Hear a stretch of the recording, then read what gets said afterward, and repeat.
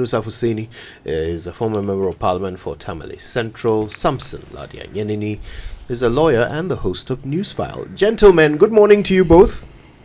Good morning. Thank you for having us. It's a pleasure always. I guess I'd love to first of all hear your general take on the value of the Council of State. We've already read, the provisions in the Constitution that necessitate their existence. But let's talk about the practical value. And I'll start with you, Mr. Fuseini. What are your thoughts generally to begin with? A useful institution or not?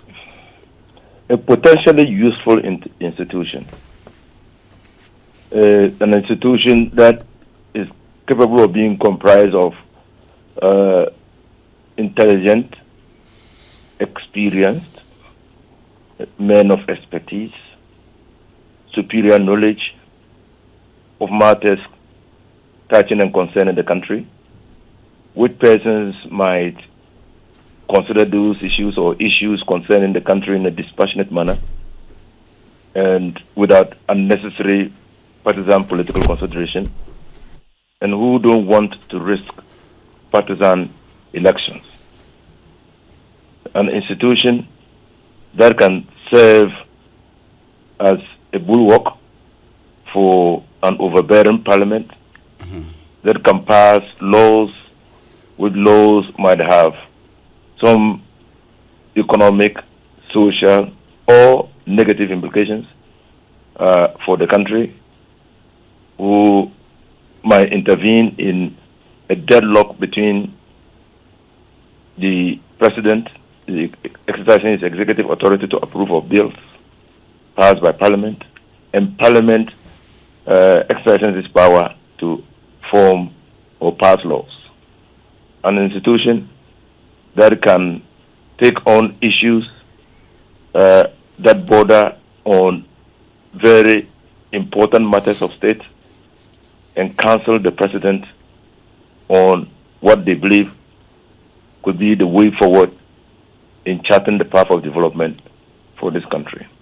So, potentially important institution, right, but has been rendered weak by the unnecessary politicization of that institution and the overbearing influence of the executive on that institution. Right. Thank you for that. Now, so there is no doubt that having good advisors is an advantage. However, we've decided as a nation that majority of the people who end up on the Council of State will be elected there. So we're not necessarily picking the smartest people, we're picking the most popular people. Is there really potential for an organization that is constituted in this manner, mostly, to be useful to the nation? My views on the uselessness and the wastefulness and the needlessness of the Council of State are public. That is not to say I do not agree with my learned senior that it's a potentially very useful institution whose advice, though the Supreme Court says, is not binding on the president. They've been assigned several rules in the Constitution, particularly in respect of advising, in respect of appointments, the passage of and making of legislation, among a few other things, including when there is such an important issue of public interest that they feel that there's a need for a commission to be instituted to investigate the matter. The last time I checked, history reveals that they have failed woefully. They have been very abysmal. And I'm choosing my words, and I have pondered over them over the years, even where I have been urged to think and be restrained. in how I consider them, including, of course, by the senior advocates, the learned Sam Okujeto, who taught me the law in the law school almost 20 years ago. I've read his own, biography, and I understand his travails and his sacrifices for this country and perhaps the independence and the freedoms we enjoy.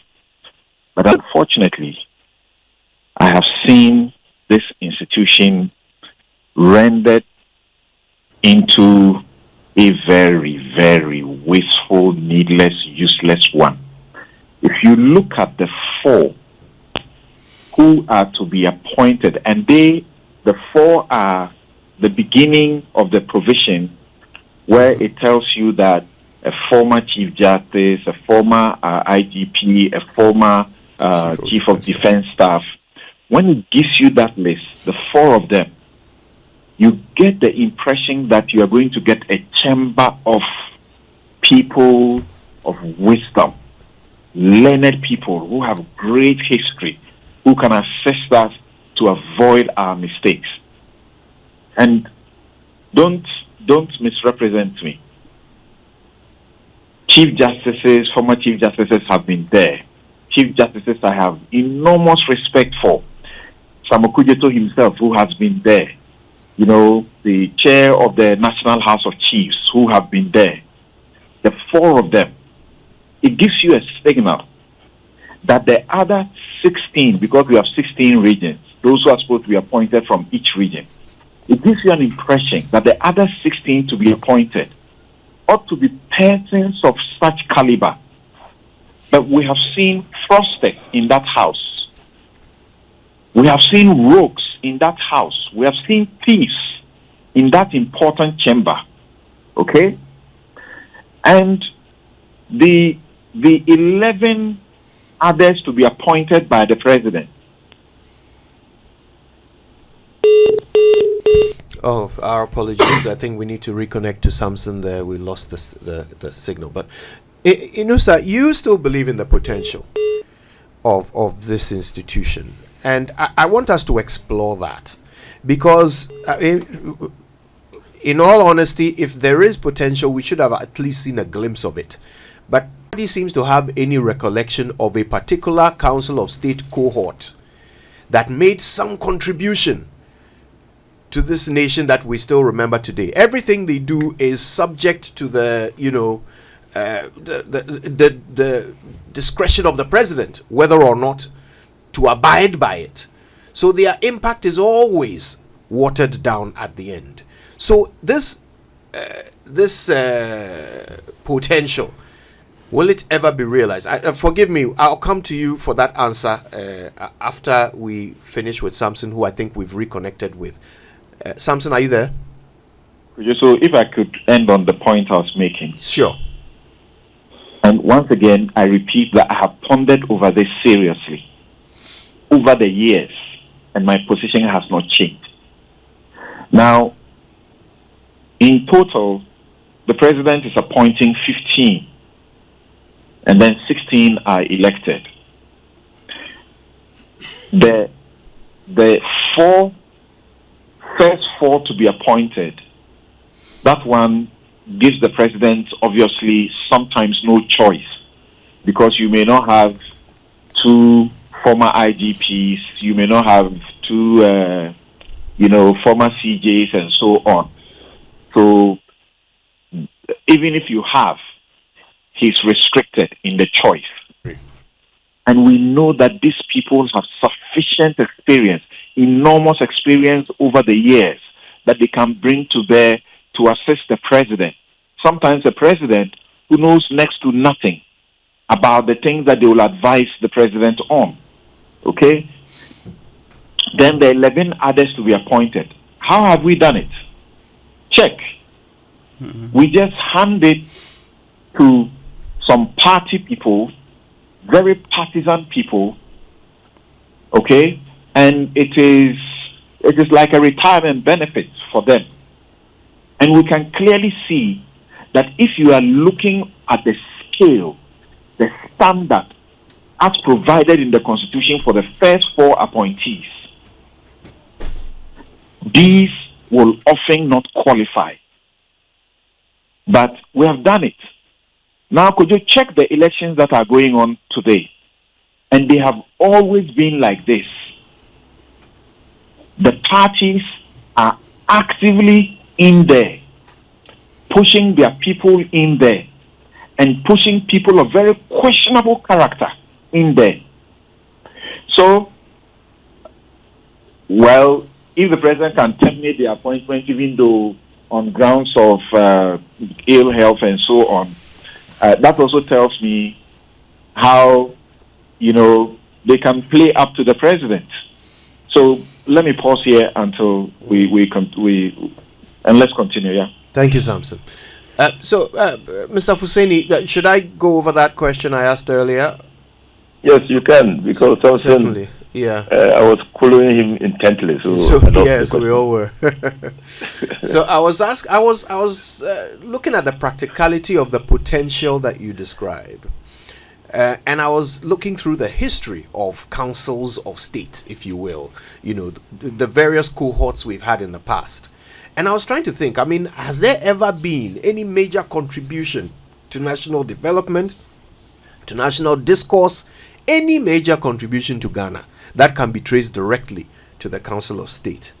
And does the fact that the president gets the final say on whether or not to take their advice, does it not completely render them impotent in practical terms? And if that's the case, how will we ever achieve this potential that you see? Yeah.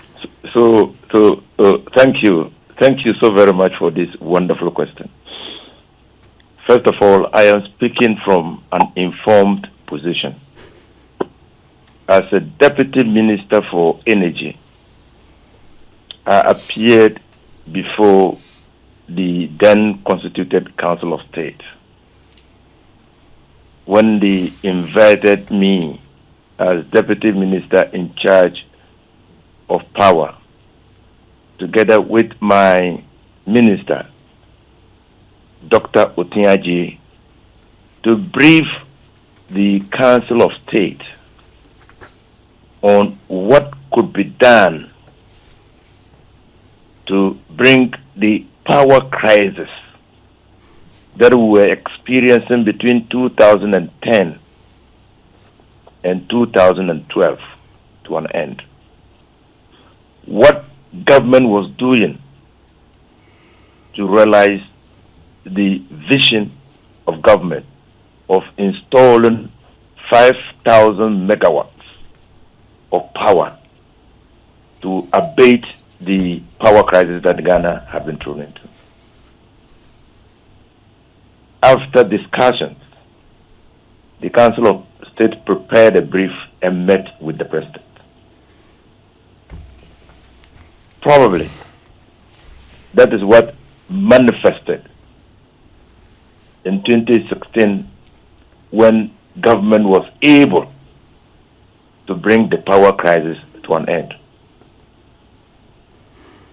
But you see, the Council of State, because it's an advisory body, it cannot give its advice to the President in the public. And so one is always looking for concrete examples of advice that has been rendered to the President by the Council of State. But the nature and design of the institution does not make it possible for you to know the design. The advice.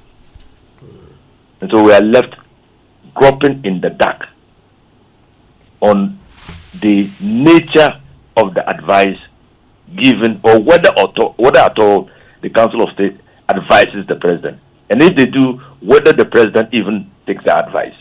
Because we don't know. We can't follow it through that. You can't follow that trail. The second informed position was when I was Minister for Lands and Natural Resources.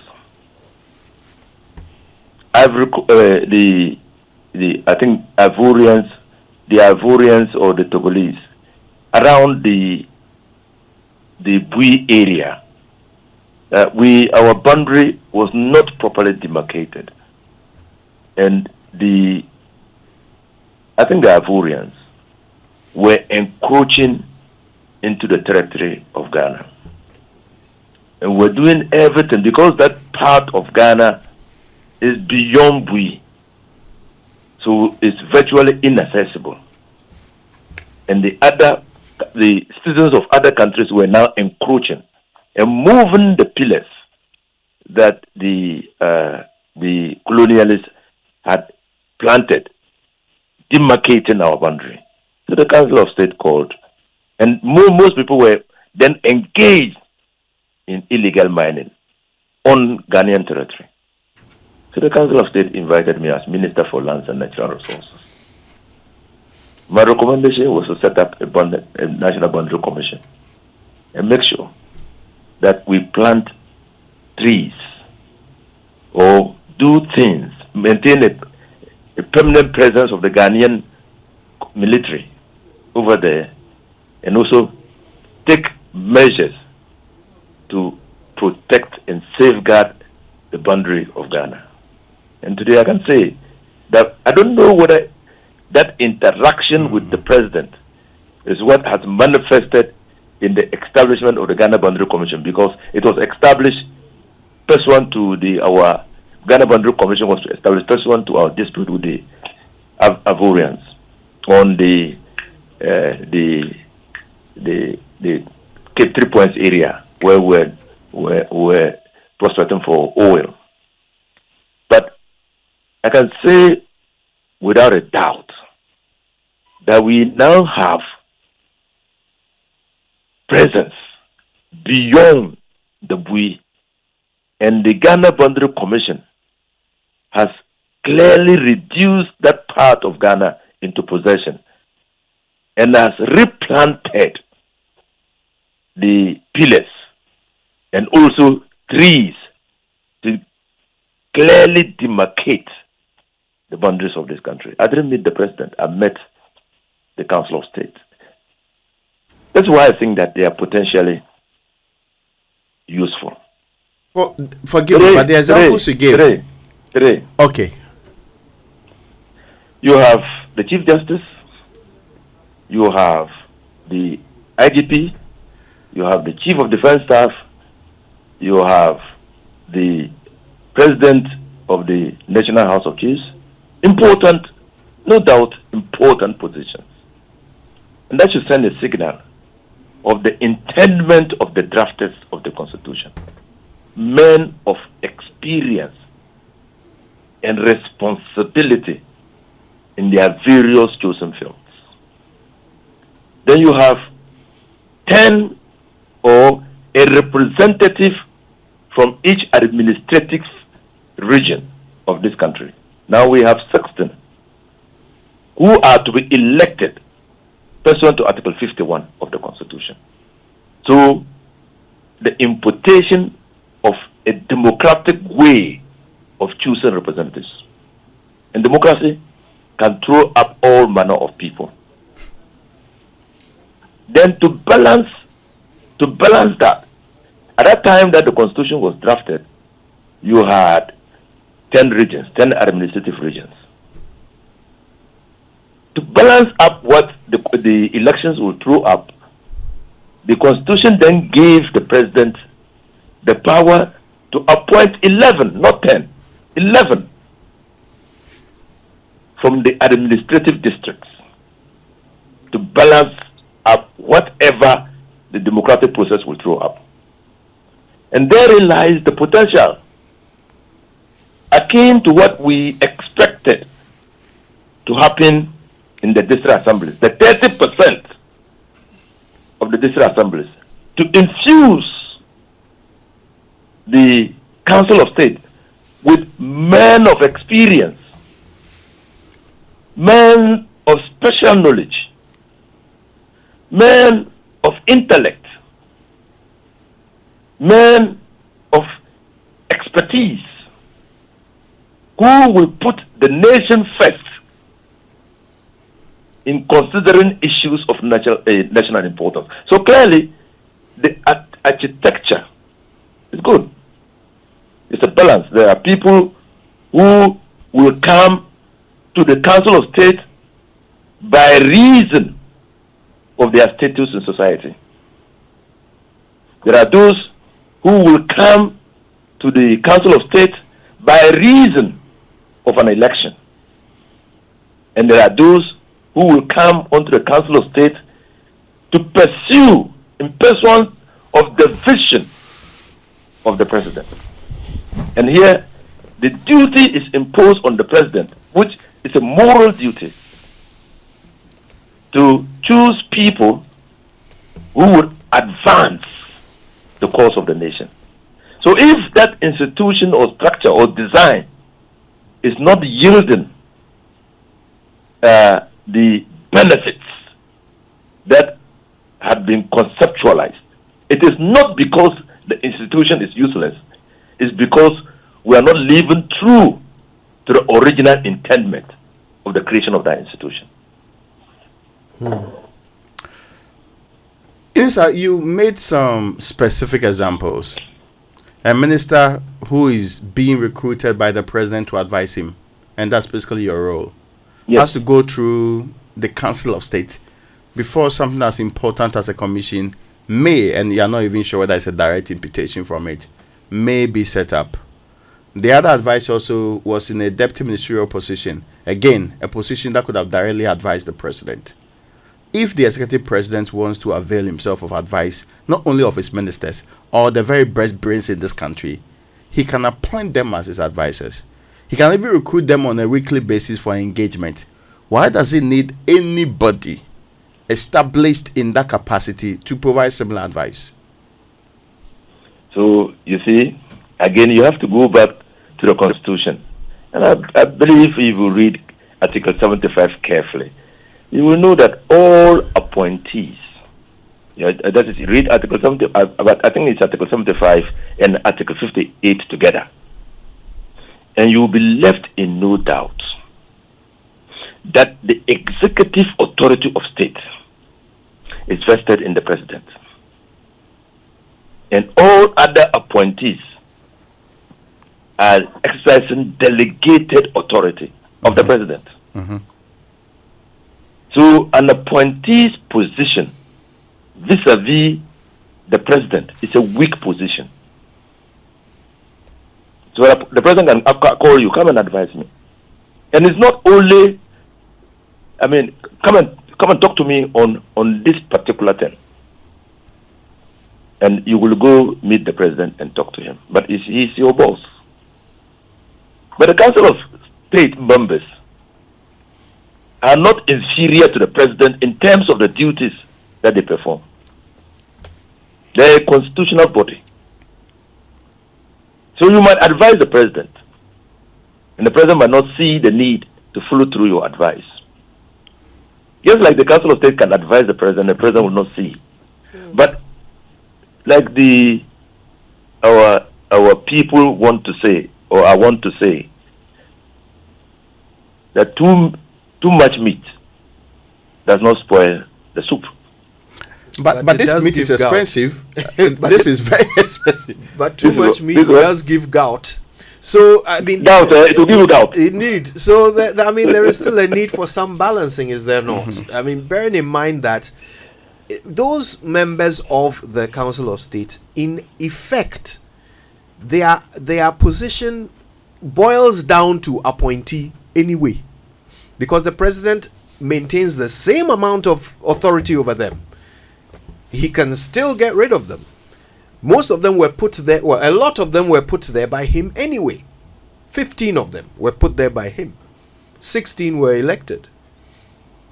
So, in essence, what's the difference? Why not just take the advice of your ministers? In essence, the difference is that you are, first of all, let's put it this way. The president can get rid of a member of Council of State on stated grounds. On stated grounds, underlined. infirmity, incapacity to perform function, or when the members of council, when the member resigns, that is a voluntary act by the member, or by natural cause when the member dies. So it is on stated grounds. That provision in the Constitution serves to insulate a member of the Council of State against the callousness or recklessness of a sitting president. So that's the first thing. The second thing that we all have to understand is that a president is elected into office to pursue a vision. And again, traditionally, a person's region would not be able to tell whether the ridge is straight or crooked. It is the person who is standing behind and watching the person's region. So the Council of State are in a position to dispassionately counsel the president on the way he is delivering his mandate. If they have not been able to do it effectively, that is another matter. They again are supposed to be the conscience of the state. That's how they are crafted. Holding the moral compass. I said yesterday when I was speaking to Raymond, for instance, we don't know the advice the immediate past Council of State members gave to the president on Galamsey, for instance. But Galamsey was a very topical issue that could not have been ignored by the members of the Council of State. Did they advise the president? I believe so. I suspect, I have every reason because of their very creation, the very nature of their creation and their mandate. I'm sure they would have advised the president. Did the president take it? No. Or he didn't. Maybe he took it. But he was probably lackadaisical in his implementation. Consequences of water bodies, our rivers, our forest cover, the health of our people is suffering. In fact, the president lost election. So clearly there are consequences for every decision. Even though the advice is given in camera, I still believe that we have a duty, myself, your good selves, Samson, and all democracy-loving people of this country, to make that institution effective and efficient and functional as probably a second chamber of parliament. We do not know what a supermajority parliament can throw up. But we need a bulwark to check the powers of a supermajority or a parliament that might act in a way that we don't expect. And that institution will be the Council of State. Okay. All right, thank you. If you just joined us, we're talking to Inusah Fuseini, a former MP for Tamale Central, and Samson Lardy Anyenini, lawyer and host of Newsfire. We're talking about the Council of State. We're trying to figure out whether it is indeed a relevant institution in Ghana. Now, when we come back, there's a question I'd love to hear Samson's take on.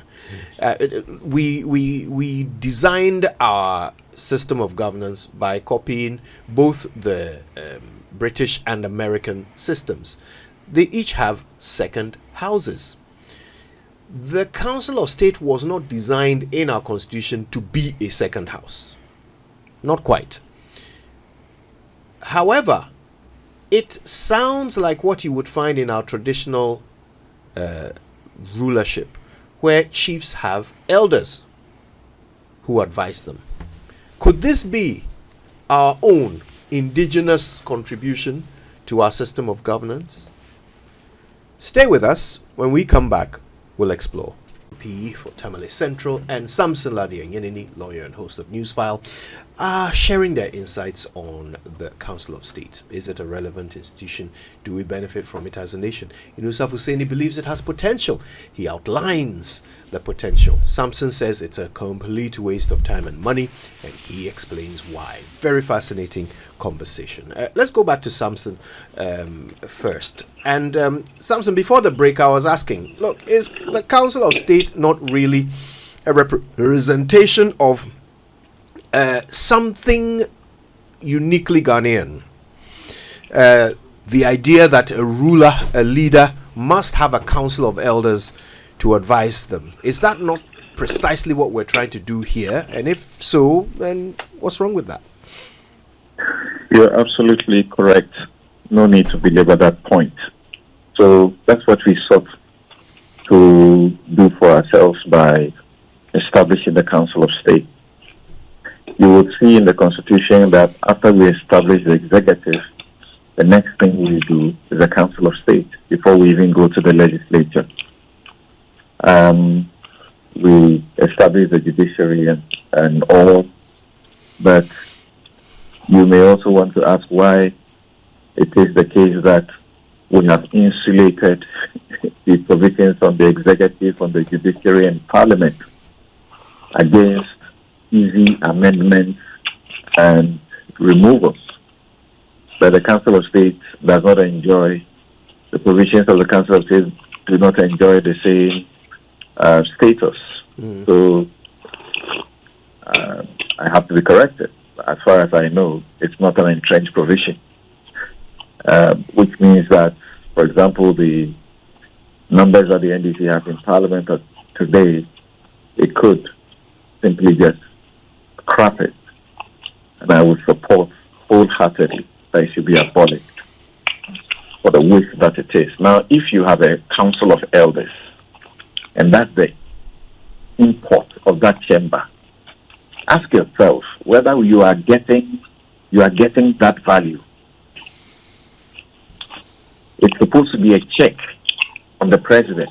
Could you look at it this way? Imagine that you have the benefit of former CJ Sophia Kupo, a former IGP, a former Chief of Defense Staff. You have also Chairman of the National House of Chiefs counseling you. Can you imagine the richness of the advice that you can get? We know things we are not allowed to say. Presidents have treated the Council of State with a great disdain. They rubbish good advice that has been given to them. You need to speak to some of them, those who just left. You need to speak to some of them and get to know the story behind how very valuable advice was treated. Okay? And so what's the point? After all, the advice is not binding. I don't see even why we should even require to make an advice binding. Okay? But this is the polity we have. It's so damaged. Okay? This country needs when the NDC says reset, I don't know if they understand it the way some of us do. We need a lot to change from the ground up. Look at the election part, the 16 who are supposed to be elected. The Electoral College, how is the Electoral College constituted? District. 2 people from the District Assembly, right? Yeah. Go check how they do it. Go check. I don't need to tell you. You know how they will do it. Right? And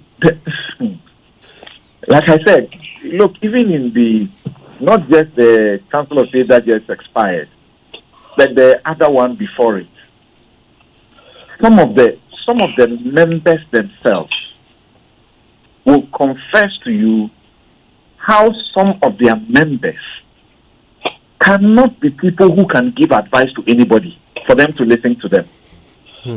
our parliament is now acting errant. And the previous parliament conducted itself in similar manner. Okay? The Council of State is supposed to bring to bear on them reason and gain their respect.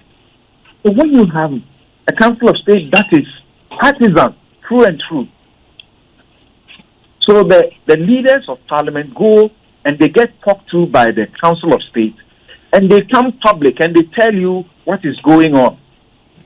They tell you what the Council of State is doing and how they are unhappy about it. Just not long ago, before the 8th Parliament expired, you heard interventions that were being made by the Council of State and how the leaders of the House treated these people. So, I agree with Inusah from the start that it has a potential, and the intendment was good. And I say, as a lawyer who's been taught to interpret a law, even without having the lens of a lawyer, reading from the very first set of appointees, which is circumscribed, it tells me the caliber of people who should be there. But what does the president do with the appointment of the 11 that he has set free hands to do? What do we see in that place? So they can never serve as a check. There's something he commands enormous respect. He will say something, they will take it. He doesn't need a constitution or the Supreme Court to tell them that Asante Hene's advice is binding on the president. They will listen to the Asante Hene, they will not listen to the Council of State. Okay? If you are not careful and you have a Council of State where, you know, how many partisans from the both divides find themselves in the infighting, and normally you happen to get one or two who do not belong to the current regime, as in those who are elected into the place. And it's vicious. So they are not serving the purpose of the elders, they are not serving the purpose of the church. And so it stands to reason that we have no use for it. We have no need for it. Even where bills are supposed to be referred to it, it is at the discretion of the president to a large extent. Yeah. If you read Article 90, you may look at it. It says that part of their functions, a bill which has been published in the Gazette or passed by Parliament, after the bill has been passed. What is that? After the thing has been done, passed by Parliament, shall be considered by the Council of State. That's not where it ends. I heard Raymond reading the list. The word you pay attention to is the last part of it. Shall be considered by the Council of State if the president so requests. If the president does not request, they are ignored. They are sidelined. They can decide by themselves that it is of national importance to them, so they want to have audience with the president or parliament and make an input. But so Inusah Fuseini brings in the problem we are having with the district assemblies, DCE, and now there is this other group that says they want to join the former president by saying let's make it partisan. We are destroying everything in this country by that. There are other countries where the DCE are elected on non-partisan basis. Why can't we keep it that way? We say the political parties have already infiltrated it. So we should do what? We should legitimize the wrong. The thing we don't want, we should legitimize it because they are doing the wrong. What is that? I'm sitting here, as I have said before, if I want to be a DCE to help my people, I don't want to be a DCE on the ticket of NPP or NDC. You say you can go as independent. But if you are going as independent, that means you have to find extra and more money because the two parties have monetized the system such that you can't afford. Yeah. They've monetized it such that you can't afford. You go in there and your chances of winning, zero. And they will put just anybody there because they belong to the party. Why should the Council of State election be voted by like we see in the normal, election or primaries. Why should that happen? Yeah. Mr. Fuseini, there's some. Honorable Inusah said, and he was right. He said, while the president can terminate the appointment of a member of the Council of State, the Constitution circumscribes the grounds on which that can be done. And the Constitution is clear on that by saying that the appointment can be terminated on grounds of stated misbehavior. Mm-hmm. Now, this same provision is what you find for the impeachment of justices of the Superior Court and heads of the independent constitutional body. Yeah. Don't we know that how they have found grounds to remove certain people, electoral commission people, wherever, they find it, they can make them up. There are times when the grounds exist for the removal, but the petition will go to the president and he will simply just, trash it. Or he will do a prima facie decision. And you can tell that they just want to protect somebody. They won't do it. The same thing will happen. So, look, instead of, providing the layers of the systems that continue to destroy our system, just clear it off. After all, it's not an entrenched provision in the Constitution. Remove it. If the president needs advice from elders, including persons of the stature and wisdom and knowledge of former chief justices and former, call them IGPs and the rest, you can always assemble them if they need them. Yeah. But don't put them there, pay them, and spend money so much on them, and yet you will not listen to them, and the advice is not in binding in the first place. Okay, all right, Samson. Mr. Fuseini, there's a part of this that bothers me a little bit. The more I listen to both of you, the more I realize that in reality there is actually no line of accountability whatsoever for a member of the Council of State, apart from the fact that the president could sack them. There is no accountability for the work they do or are supposed to do. You can't measure them against their output because, like you said, their advice is supposed to be in private. So we don't know what they advise and whether the president takes it. If they give good advice and the president doesn't take it. Has Inusah ever seen their budget? Has he ever seen the audit for them? I was coming to that. But we spend a fortune to keep the Council of State in place. A fortune. So, as a nation, first of all, are we getting value for money? And secondly, if there is no line of accountability, we can't check them against any KPIs, then why are we giving them all this money for output we can never measure? Fantastic question. And I agree with you that in any democracy, in any system of government where the citizens have a right to know how their resources are used, accountability must be sine qua non of the process. And every institution of state that uses public resources must account for their usage of the public resources. I mean, accountability is another way to measure the efficiency of those institutions established. So I agree. But there are many institutions in this country that are not accountable. Not so. So it's a failing. Can you give an example of such an institution that's not accountable? Oh, the Bank of Ghana.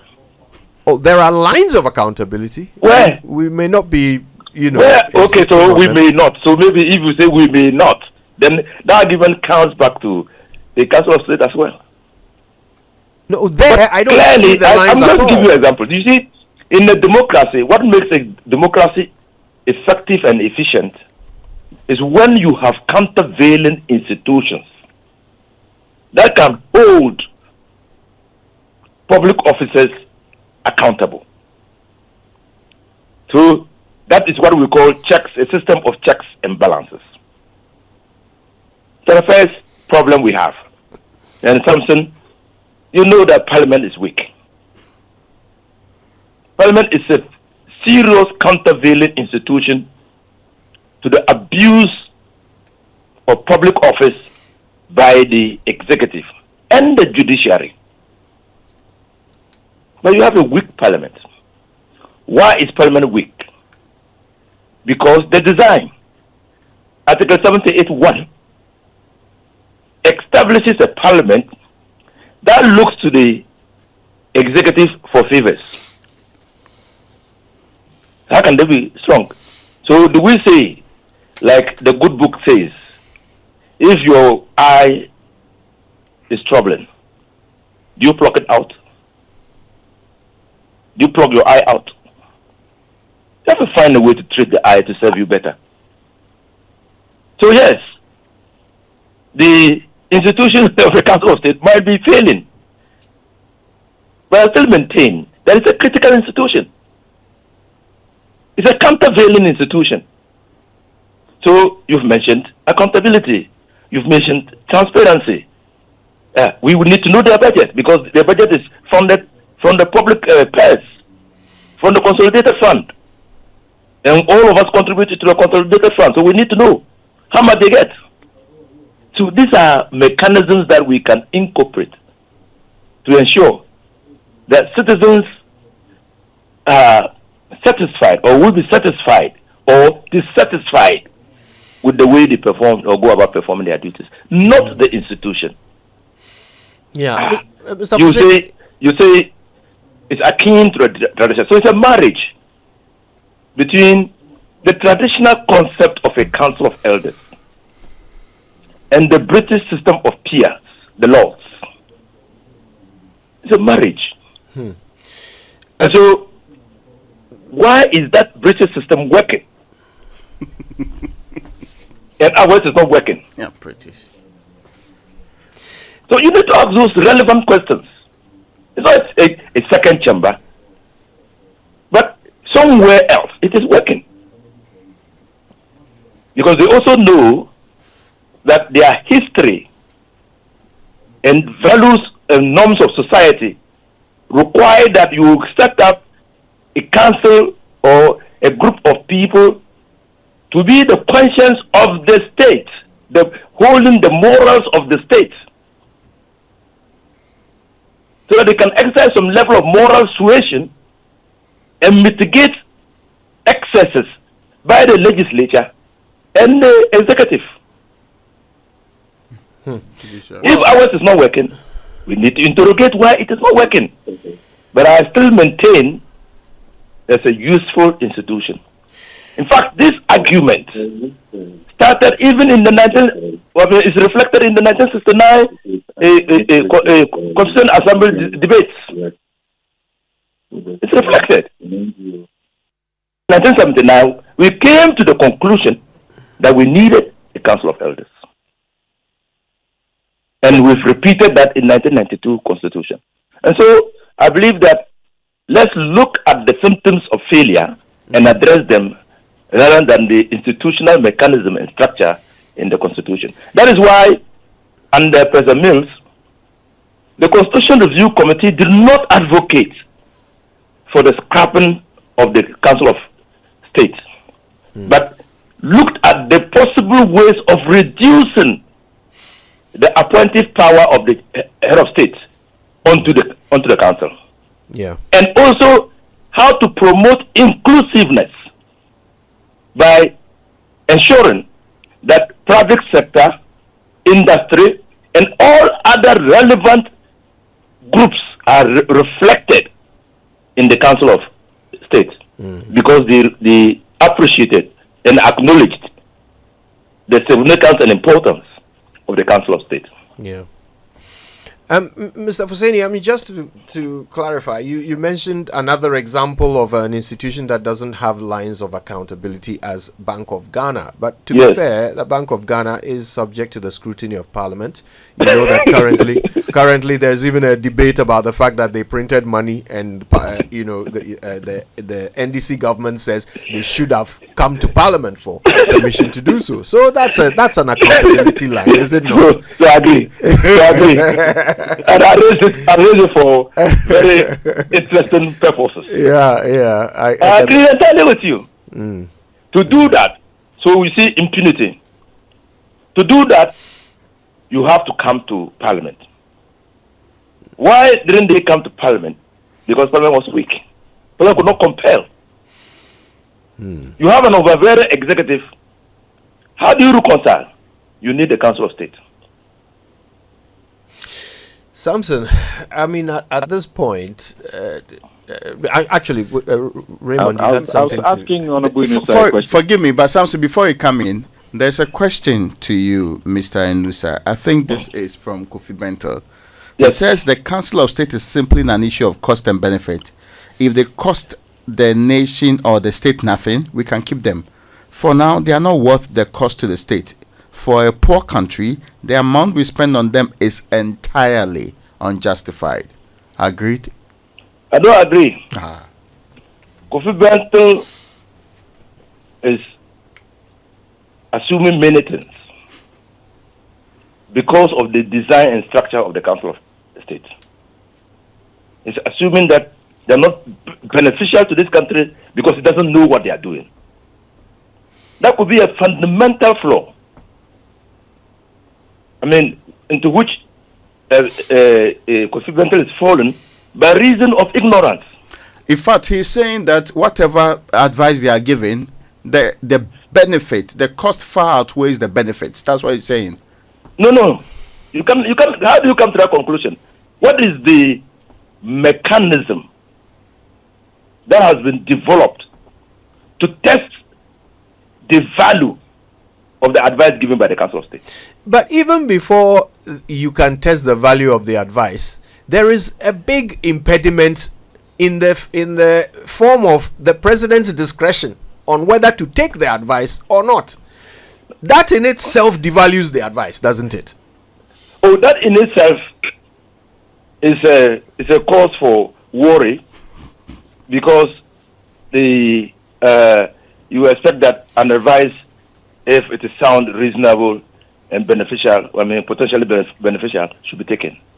But again, that construction in the Constitution sits with a democratic setup. You can't say that a group of unelected members of the Council of State can give binding advice to the president. I mean, that's even to advise binding. So can impose their will on the president, who derives his mandate directly from the people. That will be a contradiction in terms. The only institution of state that we all by consensus have said that their decisions, and their decisions are statements of opinion, are binding on all of us, is the judiciary. No any other institution has that quality and character of the judiciary, which we called the conscience of society. But you seem to have attributed that wonderful title to the Council of State, rather. They are also a conscience of society.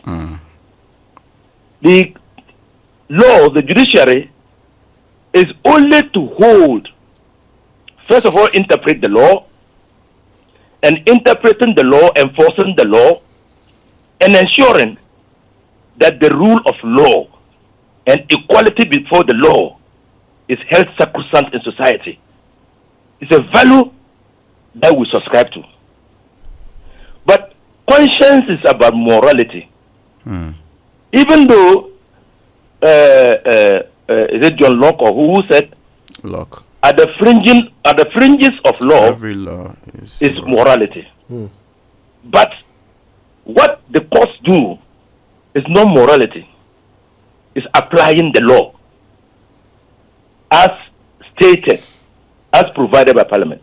But the Council of State, because they are not given binding authoritative opinions to the president, they can only be advisory.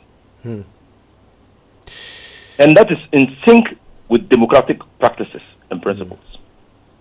Samson,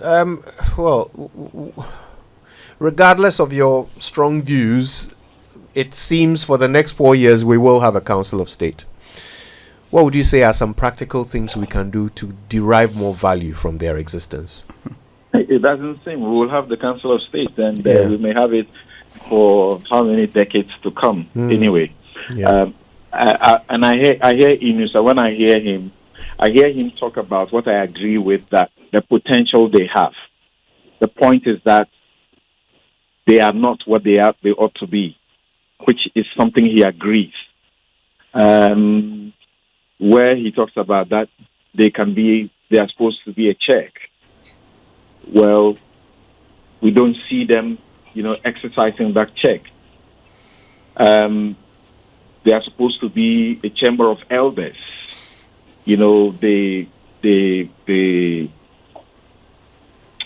are supposed to be accorded such respect, veneration, so to speak, but that is even not there.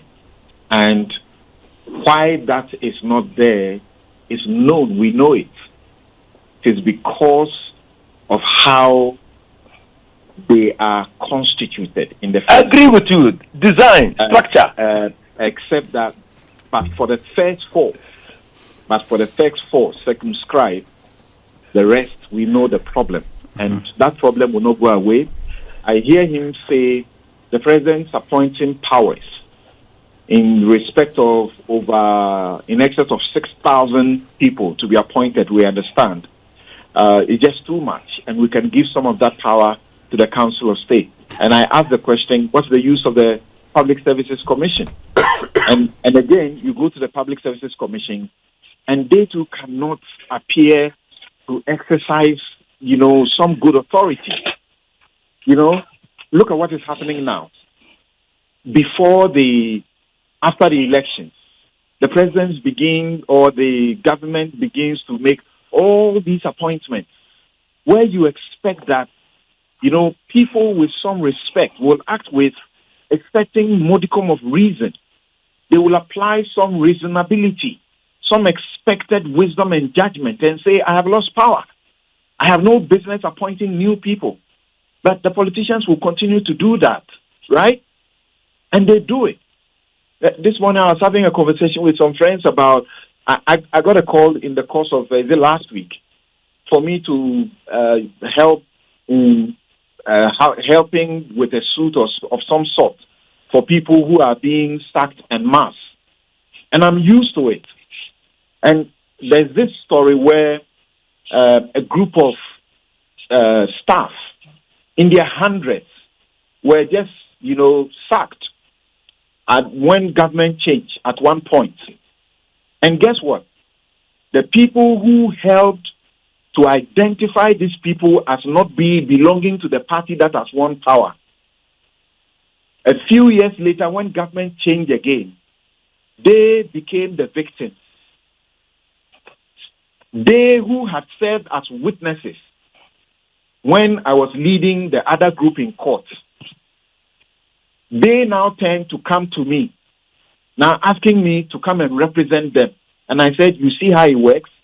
When it was happening to your friends, you were happy about it, identifying them as not belonging to your party, and you got them dismissed.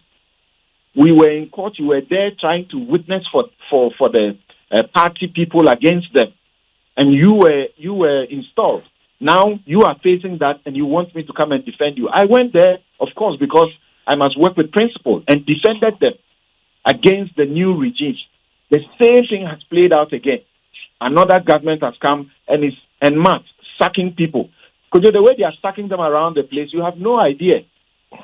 This is where you have a chamber like this bring its influence to bear. And until and unless what they do impinges directly on the public and public accountability, I will continue to insist that it is so useless. We can scrap it without feeling anything at all. If we want to keep anything of the sort, we should circumscribe the people who have to be there, just like we have done for the four, and not leave it to what is happening. And I mean it when I say there are rogues, there are fraudsters who get into that place. And some of the members themselves will tell you the kind of disdain they have for some of the people they have to sit with in that chamber. And those people cannot exercise any advisory or authority or situation over anybody. Samson, I want to say thank you very much for your time. Also to you, Inusah Fuseini. We appreciate the very interesting discourse that you've had with us today. Samson Lardy Anyenini is a lawyer and host of Newsfile. Inusah Fuseini is former MP for Tamale Central. Fascinating stuff, huh? Certainly.